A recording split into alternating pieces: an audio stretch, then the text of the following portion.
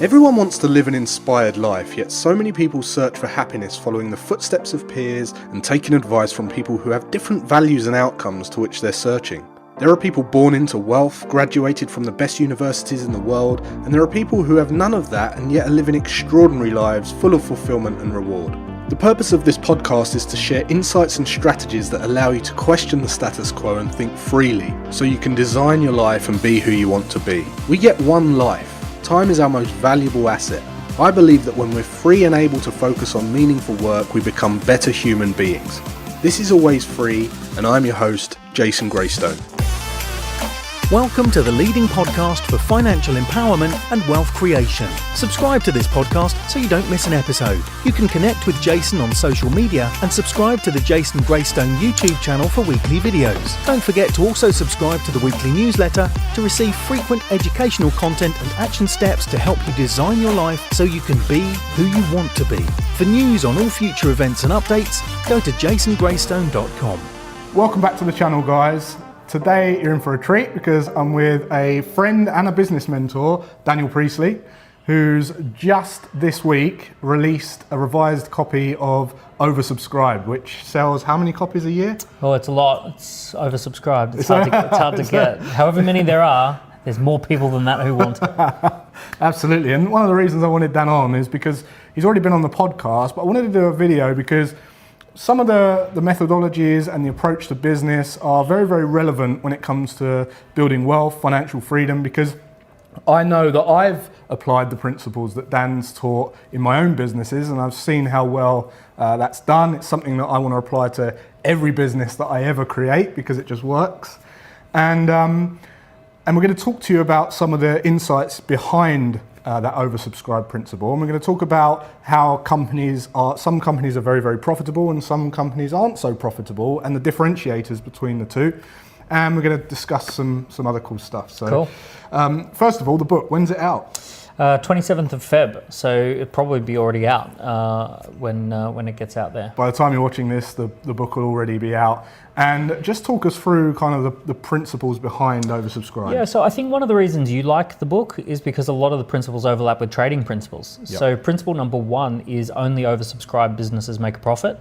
So if you think about businesses big or small, let's go with a small business, someone who's a consultant who can look after 10 clients per year, but has 20 people who want to be a client, they're going to make profit. Their prices are going to be high, they're going to be happy, they're going to make plenty of income, and because they've always got a waiting list. And if you go to a big business like an airline, if they have a waiting list on their flights, they're going to make profit, and if their flights are half empty, they're not. Right. So this first principle of demand and supply tension, and demand and supply tension set the price, same as in the markets, right? So if you're trading a financial market, like as you know, more buyers than sellers push the price up, more sellers than buyers push the price down. So that's true for products. Yeah. Products, services, businesses. So the first principle of being oversubscribed is you have to have demand and supply tension around price. Right, that is really what attracted me to the whole model because, as you say, when there's more buyers than sellers, the price goes up. So what I'm interested in is how you approach building that system around your business. So how do you actually go from being the average cup of coffee shop that sells coffee at 30p to selling it at £2 but a big queue out the door? So the first thing you need to know is capacity, and capacity is what is the actual number of the supply number, what supply side can I bring to the table, and we need to limit capacity, and the number one way to limit capacity is through your ability to deliver a delightful and uplifting experience. So it's not just the cup of coffee, it's how long does it take to sit down and have a nice cup of coffee and to read the paper and have a really good experience at the cafe, and that it's not overcrowded and that you're not being rushed and that the staff are friendly. So we've got to actually look at all of those factors that go into creating a delightful experience, and that is our supply side. So I limit supply by delight. Now, if you think about a digital business, a person creates an online course and they say, oh, well, theoretically 1 billion people can download the course and get great value from it. Well, if you take that approach, that means your supply side is 1 billion, which means that your price is going to drop to zero. Yep. People wonder why. Commoditized, right? Yeah, people say, oh, well, I've created this great course and now people won't pay for it. It's like, well, you made supply a billion, so demand and supply means the price is going to go down. So you have to say, okay, well, how would a digital product be limited? Well, for starters, it's limited by the fact of who would get value from it, how many of those people are out there, how many of them can I add an additional layer of service to so that they really understand the product and get value from the product. And if we can start looking at all the factors that would go into delighting a person, then we can actually build a supply side tension. By actually reducing your market. We must reduce. So that's a real problem for most business owners. It's counterintuitive. It is, but it has, when you start a business, most people just think about making the money. So it's very difficult to switch. They think about, well, I want to sell 5,000. So I better tell everyone that it's available and that anyone can buy it right now because I want as many people to buy it as possible. The truth is that people don't work like that. No. People want to buy things that are hard to get. People want to buy things that others are queuing up for, that others see as desirable. So we don't buy what others want to sell. We buy what others want to buy. Absolutely. Absolutely. So think about a exclusive luxury brand like Louis Vuitton. They don't let anyone into the store. No. They have a little velvet rope out the front, and they say, security guard. You got to stay out there, and you can't come in just yet. You have to wait your turn." And that actually signals to the marketplace that we've got something of great value that people are willing to line up for. Yeah. So we have to engineer a genuine supply tension, and the number one way to do that is just reverse engineer delight. What are all the ingredients that has to go into the product in order for someone to be blown away by it? And if you start with that, not just an average experience, not a good experience, not a satisfactory experience, but totally joyful, uplifting, delightful experience, that's what we're trying to reverse engineer. Yeah. And if you do that properly, there should actually be some constraint. And that constraint creates supply side tension. And then the other side of the equation is creating and manufacturing demand side tension. Right. The basic of it is that you need to break the year into 3 parts and have weekly campaigns that just happen on a perfect repeatable week, quarterly campaigns that are big and uplifting and create buzz, and then an annual big message that creates an ongoing conversation. And when we do those 3 things well, the perfect repeatable week, the quarterly campaign, and the annual big message, we actually manufacture an excess of demand. And then basically what we're trying to do is create higher demand than supply. So you can charge what you like. So because it's so delightful, you charge what you like. Exactly. Right. Demand and supply tension will then set a price that's profitable. And also in the delight, it's being able to deliver a product that people want to tell other people about. Because exactly. You need to... That's almost a flywheel effect of buzz and hype. Yeah, you're looking for something that's remarkable. And in the book we talk about think like a media company, so that you actually make something that people want to photograph and share on Instagram. You make something that people want to record a podcast about, or they want to put on their YouTube channel or their Facebook account. And if you can create something that is kind of share worthy or remarkable, then that reduces your marketing costs to zero. I always think of Coca-Cola when they just decided to print names on a bottle. Yeah. They literally didn't change any marketing. They just printed some labels. Yeah, exactly. I'm with Jason. And now everyone is over the world sharing the bottles. And it doesn't have to be complicated, right? It can be the simplest thing. So what I see a lot of people making the mistake of is they build products that they think that people need instead of really kind of getting to grips with who they can give delight to. But almost they don't necessarily meet people where they're at and give them what they want, then give them what they need. Well, one of the revised chapters in the book is meet people where they're at and speak their language. And it's all about this idea that people are not going to buy what they need, they're going to buy what they want. And what they want is a product that speaks to them in the language that they understand right this minute. So for example, a fitness trainer who really understands fitness and they understand that end result of being super fit, and they start talking in the language of macros, and they talk in the language of dedicated high intensity trainings every 4 weeks and all this sort of stuff. Well, they start talking about all the stuff that you need to do, and it doesn't resonate with people who are at the beginning of the journey with what they want. And if you can talk to people in the language of what they want and deliver what they need, then you've mastered the art of taking people on that journey. Yeah, I always think of a vitamin and a paracetamol. And although the person's got a headache because they're kind of malnourished, they need vitamins. Yeah. But it's easier to give them a paracetamol because they want the paracetamol to get rid of their headache, right? And the perfect business is a business that does both. Right. So recently I was talking to someone who you and I both know, Sebastian, in Dubai, who's running a program on bullying, anti-bullying campaign. And he was talking to me about this 6-month approach to getting a child out of bullying and how he's put that into a course. And we were also talking about, well, actually, there's a 48-hour approach as well. So when an incident happens, you actually have to have an intensive remove the situation, remove the pain, de-escalate the situation. So he has to have one product that is the first 48 hours, another product that is the 2 weeks, and the other product that is the 6-month resilience, rebuilding, rehabilitation sort of approach. Yeah. And he can have all of those products. But the problem is he says, well, you know, to apply the principle, the 6-month program is what people need, but what they want in that moment is something that fixes the problem right now, reduces the headache right this minute. So great companies do both. They have the vitamins and the paracetamol. Yeah, I agree, totally. Give them what they want, meet them where they're at, give them remove that headache, and then say, let's fix this long term. Yeah, terrible companies just kind of keep people polarized. Yeah, well, terrible companies turn up the pain artificially in order to then sell the paracetamol. Or they just sell the dream and sell the dream and sell the dream and never get... Totally. And see, this is the other thing. You've got to... Some of the techniques that I talk about in the book, they are being used by unethical companies. And you know, the thing that makes it ethical is delivering what you say you'd deliver and then some. And never sell the Surprises dream. Surprise, delight, make it remarkable. And really the question comes down to, knowing what you now know, would you buy the product again? And if the answer for most of the scammy companies is no, I got scammed, as opposed to with great companies, it's like yes, and I would actually recommend others. Yeah, right. So tell us a little bit about marketing then, because obviously marketing's a big thing now, especially as we're purely digital. We're not using newspapers and magazines and all that anymore. How would you in terms of profit, we're going to start talking about profit now. So let's say you've built a business that's kind of got this perfect avatar and you're delivering delight, people are talking about you, you're keeping it oversubscribed.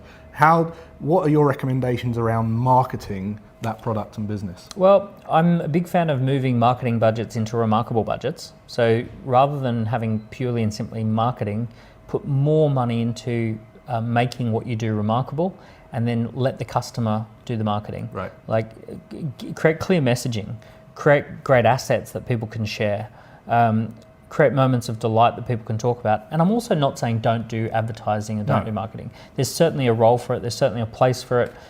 There's certainly a way of notifying people that, you know, you've got great things going on and that you can run effective advertising campaigns. If you're going to run a big event, you know, market it, right? Tell some people about it.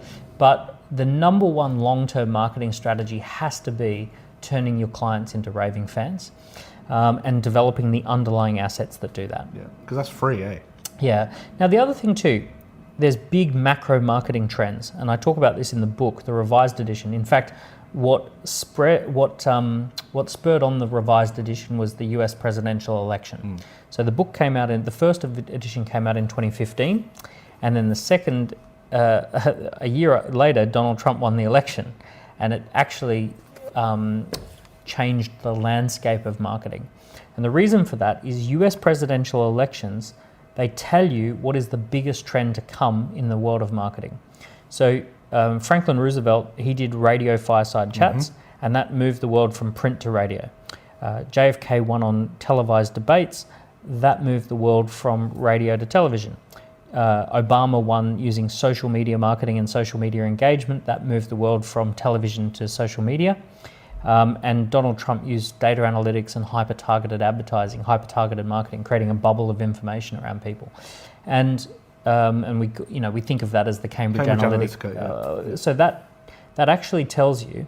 So in 2008, when Obama won using social media, that set the trend for 10 years of social media marketing being the biggest thing.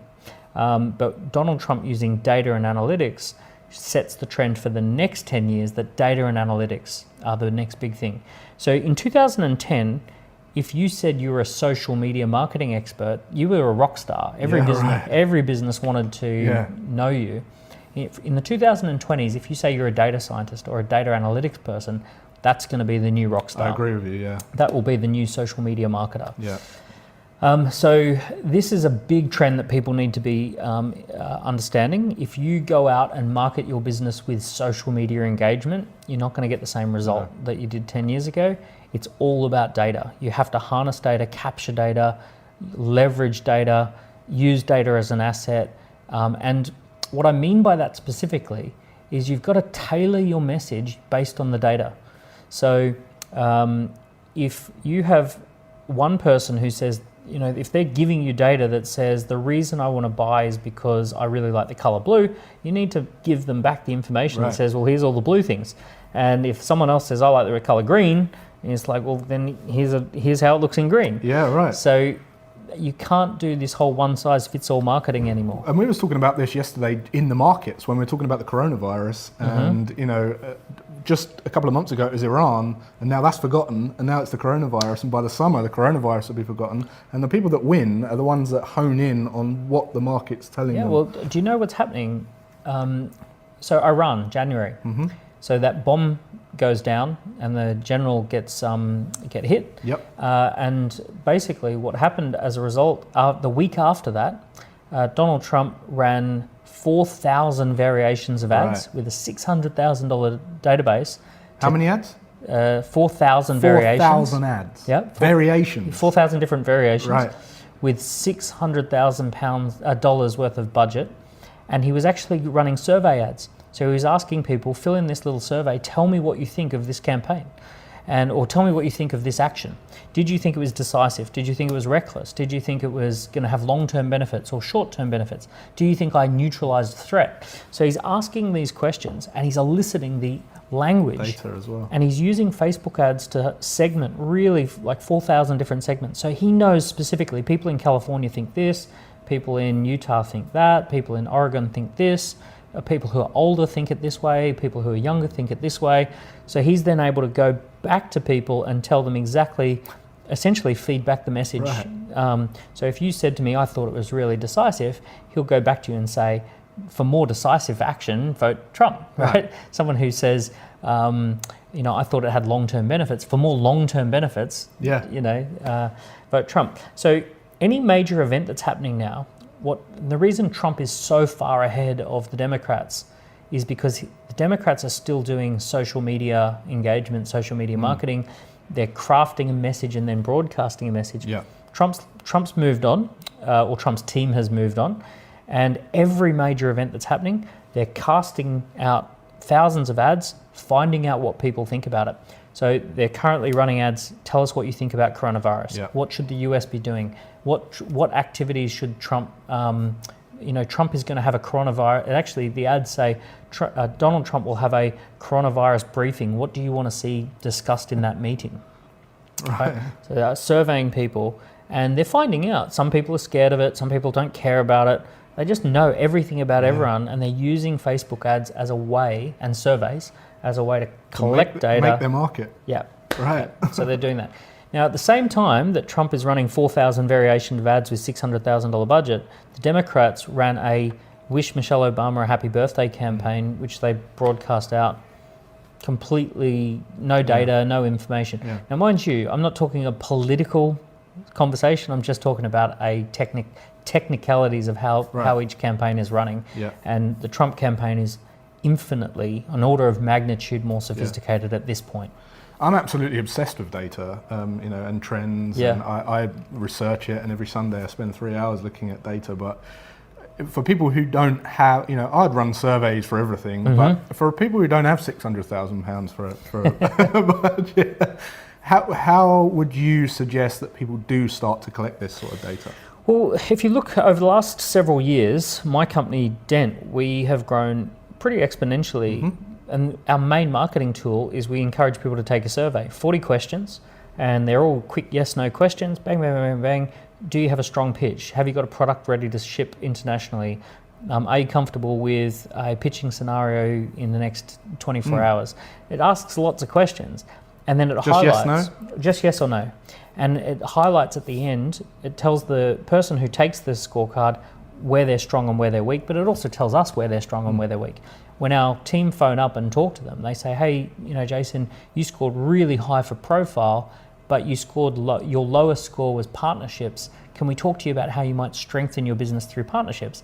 And because we're talking about the thing that matters most to you, you're going, yeah, let's talk about it. Of course, yeah. So simple strategy is just conducting more and more and more surveys of your clients and potential clients, and then responding based on how they answer. Now, we have pioneered some technology around this called ScoreApp, scoreapp.com, basically setting up online scorecards. And what we're doing at the moment, we haven't released this feature, but it'll come soon, is it will actually build and write an email campaign in real time. For retargeting. So it'll give you a retargeted list that you can then use on Facebook, and it will also build an email campaign that speaks directly to the way people answered their questions. So without you having to load up a special email marketing campaign or even think about it, if someone scores low on this, it starts emailing in a particular way, high on this one, starts emailing in a particular way. So the email campaign automatically responds to how you fill in the survey. Amazing. And what kind of questions would you be asking? Yes, no questions. Yes, no questions. So it's really simple. You want yes, no questions, because that's what the brain just loves to fire through. As soon as you say yes, no, maybe, sometimes. As soon as they have to think. Right. So yes, no questions are the most powerful questions. Yep. As soon as people have to think, they shut off. And then the other one you want to ask, essentially the question should relate to two things predominantly. Number one, a past behavior. Are you doing this? Have you done this? Or a current frustration. Are you frustrated by this? Are you annoyed by this? Those two questions in different variations will get people fastest through a scorecard. And if you're asking people about their frustrations, and if you're asking them about behavior, they can answer you very rapidly, very quickly, and if it's yes or no. And essentially, if you can build a 30 or 40 question scorecard around that, you will start getting lots of data that you can then respond to. Amazing. If you want to check out an example of that scorecard, you can go on the KPI. Key person of influence. Search Key Person of Influence scorecard in Google. Right. That will give you an example. Yeah, that will give you a feel for that data collection process. Strategy, yeah. And how many people have filled in that? 70,000 people. I recently calculated, using this approach, we spent £107,000 on ads, right, and generated 2.7 million in sales. So it was a 3.9% ad spend, which is very low. Yep. Most people spend 10 to 15%, which is why it cuts into their profit. The correct amount is somewhere between 5 and 9% typically. 5 and 9%, right. And then under 5%, you're actually underspending on ads. So what came out of my review is that we're actually spending too little on ads. Right. We're getting such a great response from this that our ad budgets aren't keeping up with the sales. Right. So we're making way on the far end of high performance. But you've also got to be cautious of that fine line between where your capacity to delight is, right? Because you're limited by the capacity. Yeah, so at all times you should never exceed your capacity to delight. As a general rule, any time you're not delighting one, you're actually risking not delighting everyone. Yeah, right. So imagine a restaurant, if they overcrowd the restaurant, suddenly everyone goes from having a good time to everyone having a bad time. Yeah, right. And this is actually surprisingly true with a lot of businesses. There's a tipping point where you're not just pissing off one person, you're pissing off everyone. Yeah. So with regards to that, just to finish up on that scorecard, that's something that you could do straight away before you even start a business, isn't it? Yes, in fact you should. So I probably wouldn't use that kind of scorecard. Maybe you'd just do a basic survey. I love it when, I see 3,000 companies starting up or growing, and whenever if I'm talking to startup, whenever I see someone who says, I've just spent the last month doing face-to-face interviews, face-to-face surveys, I know they're going to crush it. Yeah. They're going to massively crush it. Because they understand. They know people. They've gotten face-to-face. They've seen the non-verbal communication. They understand the language. They've honed in on the frustrations as cheaply and as fast as you can by asking lots of questions. And then whenever I see someone who says, I've had an idea and I'm building a website and I'm putting a CRM together and I'm coding away and I'm building and I'm, it's just like, I know it's not possible that you're going to massively just tune into the marketplace and what the market wants by guessing. And it goes back again to giving them what they think they need, which you're basically setting a rod for your own back, because you've got to then go and market it. Yeah, and then you get committed to a particular strategy, and it's hugely expensive to switch. Yeah, right. Suddenly you've committed to green, and the marketplace always wanted it in red, and now you've got to go back and rebuild the thing in red. Right. Okay, so finally then, I'd love to talk about just a little bit of some of the insights from, you're writing a new book called Doubling Speed. Doubling Speed, yeah. And I'm obsessed with the studies that you're doing on some of the companies. So can you share some insights on what it takes to really excel as a business? So there's a small number of companies that have consistently doubled around the same time frame, year upon year upon year. So for example, they might double every 2 to 3 years. Right. And they do it like clockwork. And they're businesses like McDonald's, like Nike, like Facebook, that was like every 9 months for 10 years. Yeah, right. Every 9 months. Yeah, there are businesses that plateau and then they get back into a doubling speed, like Lego, Fender guitars. So what I'm doing is I'm doing a research project into businesses that just double and double and double. And they go from 1 million to 2 to 4 to 8 to 16 to 32, and then they go from 1 billion to 2 billion to 4 billion to 8 billion. And there are actually these companies that do it, and it's incredible. Rolex is another one. Mm-hmm. Hans Wilsdorf, creates the Rolex and the wristwatch, the male wristwatch. And he goes and gets a marketplace, and he doubles and doubles and doubles, and now they're like, you can't even get one, and they're a massive, massive company. So I've gone out to look at companies that just double and double and double. And what happens is that all businesses hit a complexity wall. Right. And essentially something creates complexity. It could be the culture, that they just can't add more people to the team and maintain performance.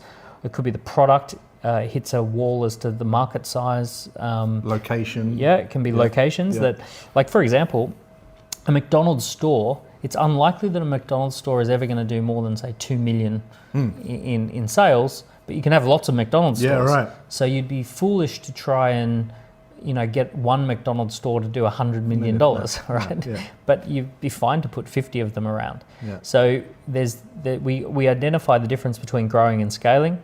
Growing is getting better performance. Scaling is duplicating performance in new regions and new locations.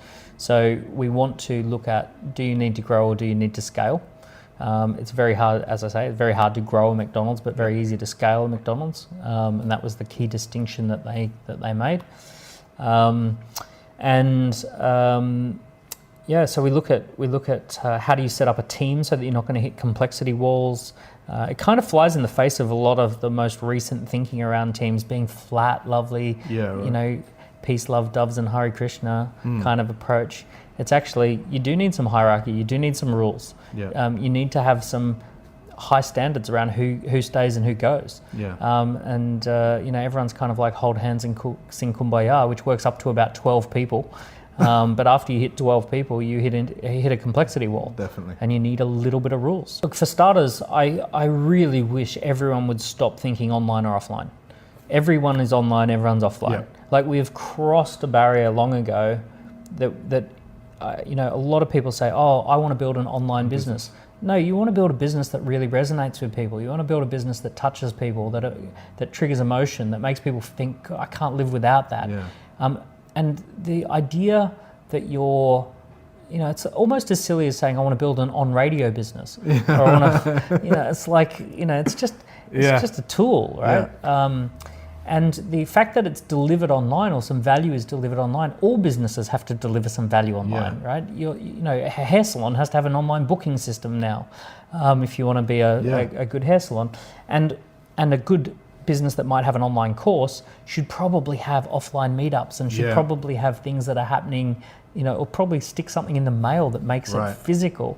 So delete the word online. Just get rid of it and just think about person to person, value to value proposition, getting out to as many people as possible, and maintaining delight. So if I can delight one person, I can delight 4. I can delight 4, I can think about 20. If I can think about 20, I can think about 100. Yeah. And it's kind of like just taking that little milestone, not skipping straight to I want 100 because my monkey brain says 100 would pay my bills and get me a Ferrari. Yeah. It's like 100 people is made up of 100 people 100 individuals who each have needs, who are fussy, who will cut you out real fast if you're not delivering value. So if you can't please one, forget about 100. Yep. Right? Just figure out how to make one person happy and then start thinking about 4, start thinking about 20, start thinking about 100. If you can't make one McDonald's restaurant run profitably, forget about having 100. Yeah. Right? So we get the model right, and then we go and expand. Excellent. All right, well, that was an extremely valuable interview there with Dan. As I say, the book is out as you're watching this. This came out today or yesterday, and I think I'm in the book as well. You are in the book. Yeah, your story is in the book. My story's in the book, so definitely go and check it out. But no, seriously, it's an amazing book. I've applied these principles to 2 businesses in the last 3 years, done 7 figures in 12 months. Yeah, rapid growth and raving fans. Raving fans, yeah. Absolutely live by, do what Dan says when it comes to business. And one other thing you can do is go and check out the scorecard, or you can check out the Score app. Yeah, you can check out our scorecard, which is Key Person of Influence scorecard, or scoreapp.com will actually show you the technology that we're building to make that a reality for more businesses. Wow, scoreapp.com, all the links are below. So till next time, guys, thanks for watching and see you then.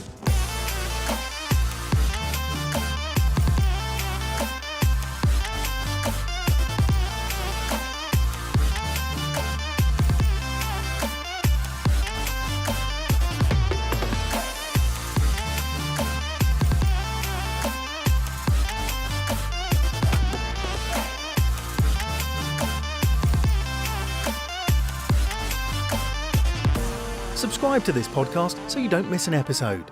For news on all future events and updates, go to jasongraystone.com.